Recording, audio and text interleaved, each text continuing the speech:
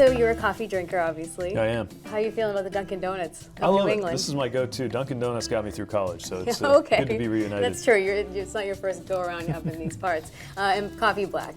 Yep. All right, keep it simple. Keep it simple. Mayor Buttigieg, why are you running for president?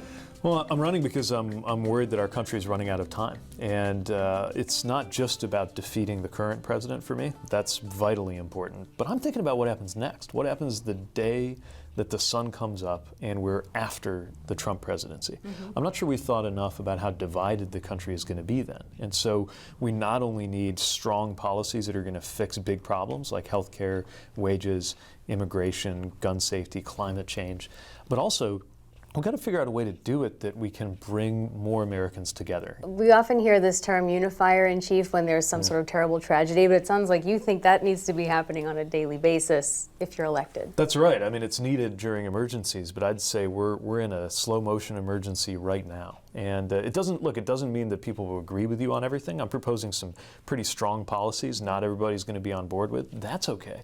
The important thing is that you also use the presidency to unify Americans around a sense of what it is to be an American. That does feed back into some of my policy ideas. It's why I'm a big believer, for example, in national service, creating voluntary, paid, civilian service opportunities. All in it together. Exactly, yeah, because when I was in the military, one of the things we learned very quickly was to trust each other with our lives, even if we were very different, with different values, politics, you name it. And I want every American to have that same experience, but I don't want every American to have to go to war in order to get there. That's what national service can achieve, bring us together to do hard things and build up some trust in the process.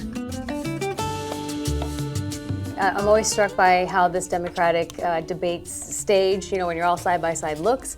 It's one of the most diverse we've ever had, the most women. Yeah. You're the first openly gay candidate running for this office. Do you ever take a moment and reflect on that and what that means as a representation to the country?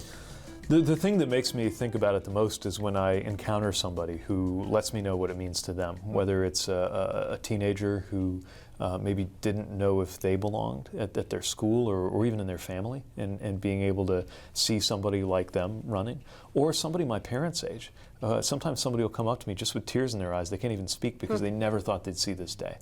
And so I'm very mindful of what that means. I'm running to be president for all Americans, but this particular part of my experience does mean a lot to a lot of people, and I understand that there's a responsibility that comes with that. You say you're home maybe once a week, if possible, right now on the busy campaign trail. So what is a ideal night at home for you and your husband? Oh, if we get a good, relaxing night off, ideally, we're cooking. We'll go to the farmer's market. We'll get some food. He's the more talented cook, but I can help. Mm-hmm. And we have a nice meal, and we'll snuggle up with the dogs and watch a movie or play a board game. It's probably pretty boring as far as sounds good to me. Domestic routines go, but it recharges my batteries for sure. If there's one message you wish you could directly communicate to voters that you don't think is getting out there yet, what would that be?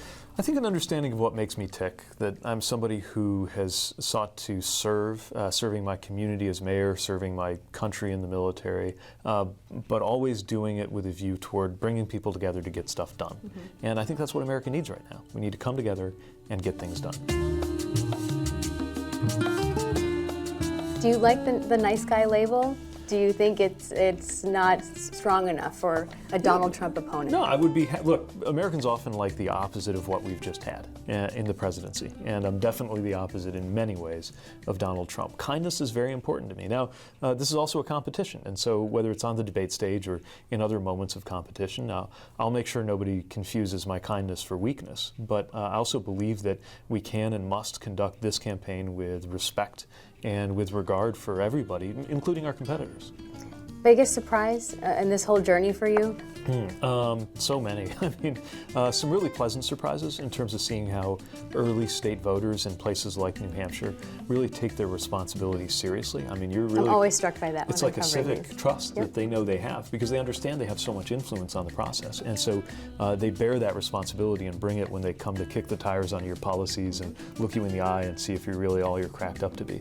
I've come to really respect that and appreciate it. Mayor Pete Buttigieg, thank you so much for your time. Good to be with you.